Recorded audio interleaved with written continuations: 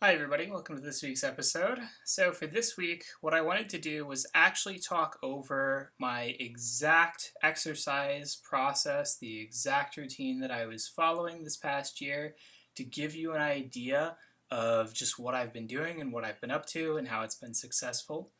So to start off with, of course, I'm going to show you just an image here of what I looked like beforehand. As you can see in these photos, this was actually taken in the gym. This is me just being kind of at my heaviest. I was at around basically 90, 95 kilos or so, a little bit on the fluffy side, looking good, mostly focusing on strength and so on. And then you can see in the second set of photos here, this is basically me at my most shredded, very peak, very lowest body weight that I was at around 75 kilos, which was after a few months of dieting, which happened basically in about mid-2020. Since then, I have regained a little bit of weight. I'm a little bit more fluffy than I used to be, but I'm now at about 80 kilos, so not too much more. But basically, during that time, of course, I significantly cut down my weight, significantly changed my diet to get to a lower body weight, and then I decided, okay, I'm going to focus solely on body weight exercise, solely what I can do from home, just with, a few pieces of equipment, pair of home dumbbells, a pull-up bar, and also a flywheel box, which you'll get to see in these videos as well. And so what I'm going to do is I'm going to follow up with 3 videos that are basically representative of 3 main types of workouts that I do. So the first one is basically just going to be an upper body workout. This is what it kind of looks like on my upper body days, focusing on body weight exercises. At this point, I've gotten pretty good at them. And so as a result, I'm doing a lot of single arm work, simply so that it is effectively challenging. And then after that, we've got a lower body workout, same sort of thing, focusing on lower body work. Of course, since I have the flywheel box, which you'll see in a bit, that means that my lower body work can continue to be challenging. I don't need to do too much in the way of single leg work, although I do some of that as well.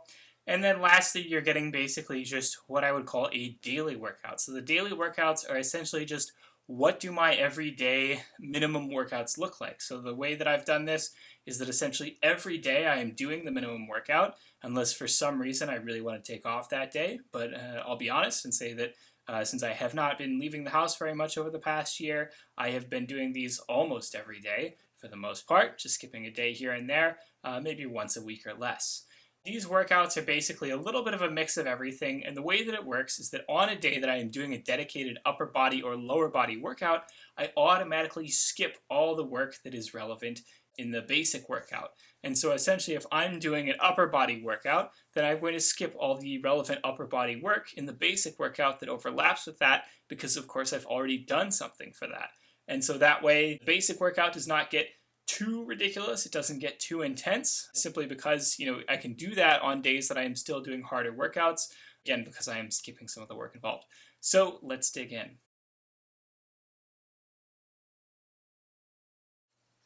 Starting off here with pike push-ups, exercise for the shoulders. Some of these reps are not super good in terms of just the depth here, but it is what it is. Can't always do perfect all the time with every exercise. It is what it is.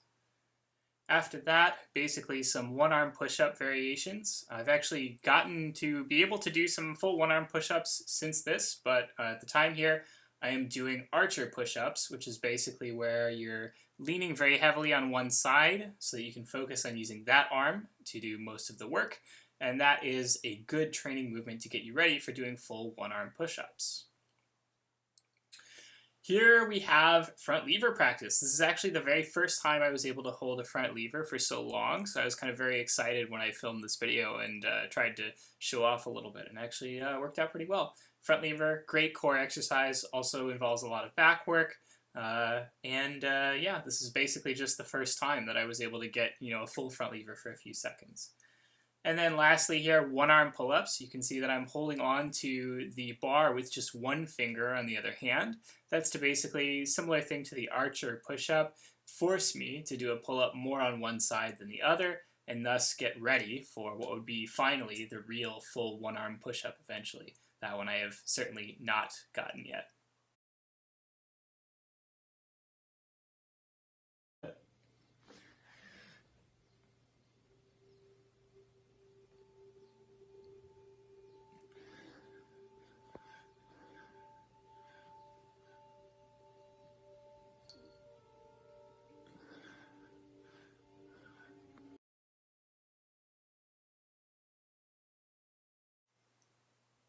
Starting off, this is the flywheel box. I kind of did something sort of like a lunge or like a split squat focusing on one leg.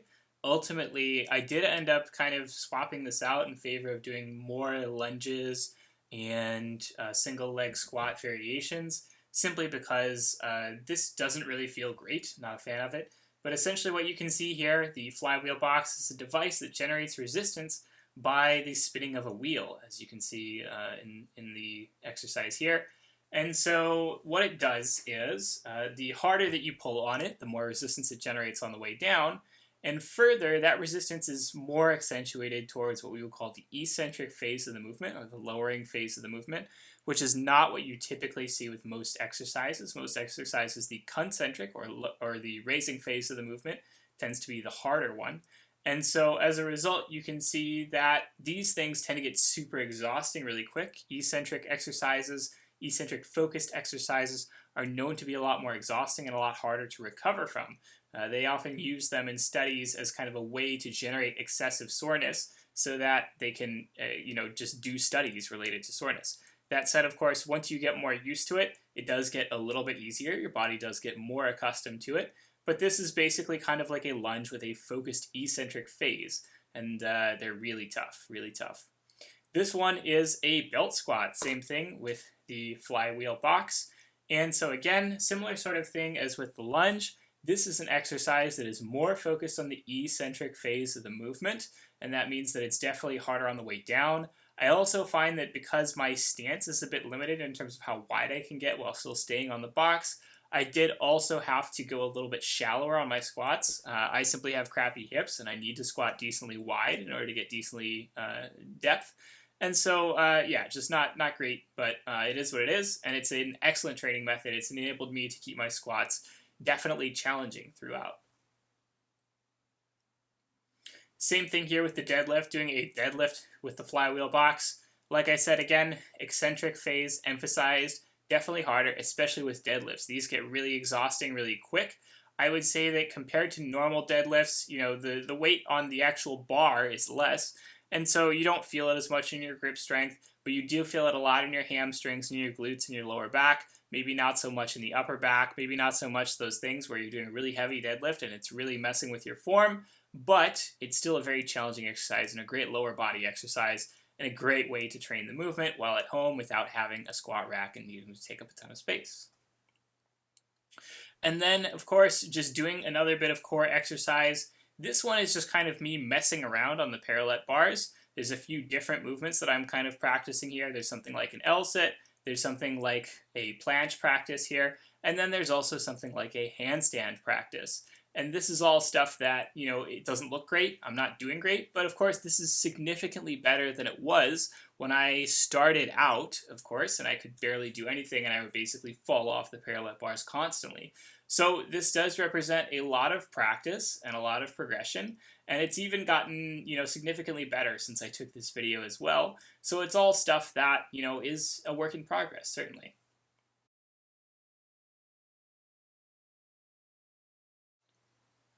Okay, so the daily minimum workout, again, is just about volume. It's just about getting in sort of the basic amount of a standard minimum volume so that I ensure that I am never, just not in shape. Like, I'm always in shape. I'm always doing a bare minimum to keep me at a good level. And so starting off here, I've got bodyweight squats. Do quite a few at this point. I'm doing about 200 bodyweight squats a day, and that does get pretty exhausting. It's split up into about 5 or 6 sets typically. But, it's still pretty exhausting. Again, squat's a little bit high. That's because, again, that's just kind of how my hips are. That's how I have to squat. I can't really get super deep. And, of course, it also is simply a little bit easier, actually, when you have weight on a bar or, in a goblet squat position to get a little bit deeper. So this is a little bit shallower than I would normally squat. But, you do it to 40 reps or so, still pretty challenging. Next, of course, push-ups, similar sort of thing. I'm doing about 200 push-ups a day. Again, things look a little bit weird. You can see that my right side scapula pops up a little bit more. That's actually because I've got a bit of scoliosis that is normal for me, even though it looks a little bit weird.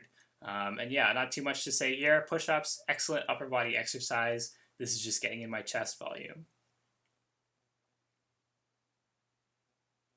And of course, a little bit of a break here. Had the cat hanging out with me today, so I just messed with her a little bit. Very fun.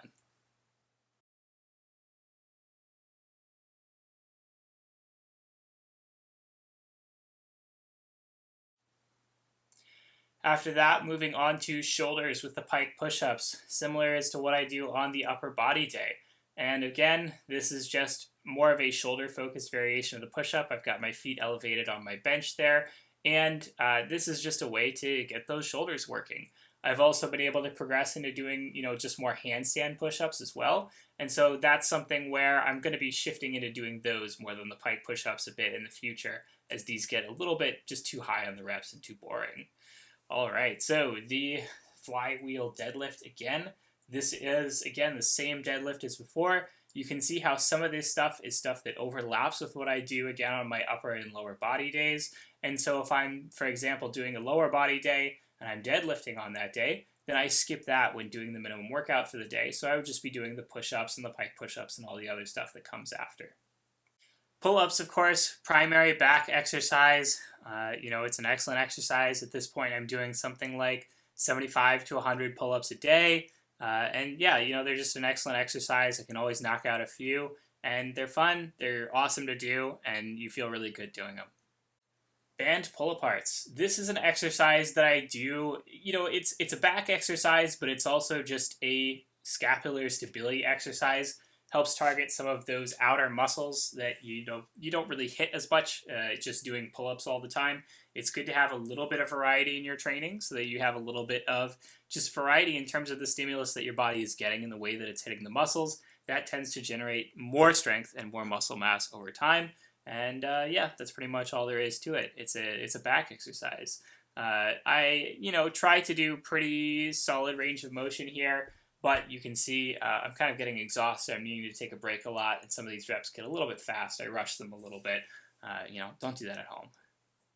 Calf raises. So this is getting into the phase where I would be honest and say that you probably don't need to do these. This is getting into the stuff where I'm just kind of covering my bases. I'm just kind of doing stuff that I feel like doing. Here, I'm doing single leg variations so that I can get a bit more challenge per leg. And you can see that I've also added a bit of weight. I'm trying to do these reps kind of slow and controlled. Obviously, that's a bit hard when you're using a lot of weight and you're kind of overwhelming the muscle a little bit. Sometimes what I like to do is I like to do some drop sets after this. So I'll start off with the harder weight, and it may be hard to hit full range of motion with a nice, slow, controlled movement. And then what I do is I simply drop the weight and do some more sets with body weight alone, and do it again more slow, more controlled, and just hitting full range of motion. All right, some stretching. I fast forwarded this stuff because it's just stretching. Like there's nothing to see. You do it. Again, this is on the less important side of things, but it's still nice to sort of round out your bases, cover those little things that it's better to do the time than not to do it. And so a little bit of stretching, mostly for the legs. I've always generally found that my upper body doesn't need a lot of stretching, and that's pretty normal for a lot of people. Doing a bit of straddle stretch and then a little bit of squat sitting. And then, of course, arms. Again, this is stuff that is less important. You're probably going to get a very low return on your time invested for arms, but doing some bicep curls here with a bicep blaster to help keep the muscle isolated, to help keep me from cheating too much. Alternating a bit in terms of what exercises I'm doing, simply because I get bored. I don't like to do the same thing too much.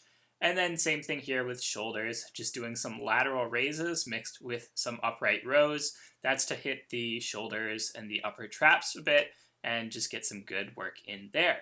Again, less important, but might as well hit all of my bases. So that is it. That is basically exactly how I've been working out for the past year. Obviously, things are constantly changing. I'm constantly swapping things out. I'm constantly saying, okay, well, now I'm getting bored of just doing push-ups, so I'm going to do something a little bit harder and maybe finding a way to add a bit of weight or try a slightly different variation. But this is the basic structure of things. Again, it's 2 primary workouts as well as daily minimum workouts. When you are doing the daily minimum workout, you skip whatever work you've already covered in the primary workout for the day. do those 2 days on, 1 day off, and so on. That's really all there is to it. I mean, there's not a ton of variation. There's not a ton of fancy bells and whistles. This is basically just you're focusing on practicing the same movements over and over again, trying to do things with a bit more control, with a bit more range of motion, and so on, with more reps, and just adding a little bit over time. What I typically do is I aim for a 5% volume increase from week to week, which means that every week I'm trying to do about 5% more than I was previously. Certain weeks where maybe I've had a bad week, maybe I'll just repeat that week, will not add 5%. But what that will look like is something where, say, okay, I'm doing 30 reps total this week. That's maybe 3 sets of 10 or so. Then next week I'm trying to do about 5% more total reps, which would be about 32 reps. And so, again, it's small changes, but it adds up over time. And when things get to a point where you're doing a ton of reps for an exercise or a ton of sets because you've just been adding a volume over a long period of time, then I say, okay, let's drop back down to a lower number of reps and let's try a harder variation. So let's try something a little bit more challenging. Let's add some weight to the equation. Let's try a single leg variation, a single arm variation, or a harder variation, and so on. It's been working really well. I've been seeing a lot of progress. I've been able to do a lot of stuff I never thought I would be able to do. So I've been able to do some single leg squats, pistol squats, basically unassisted. It doesn't look great, but it works. It works well enough. I'm getting closer to being able to do a single arm pull-up. I've been able to do single arm push-ups as well.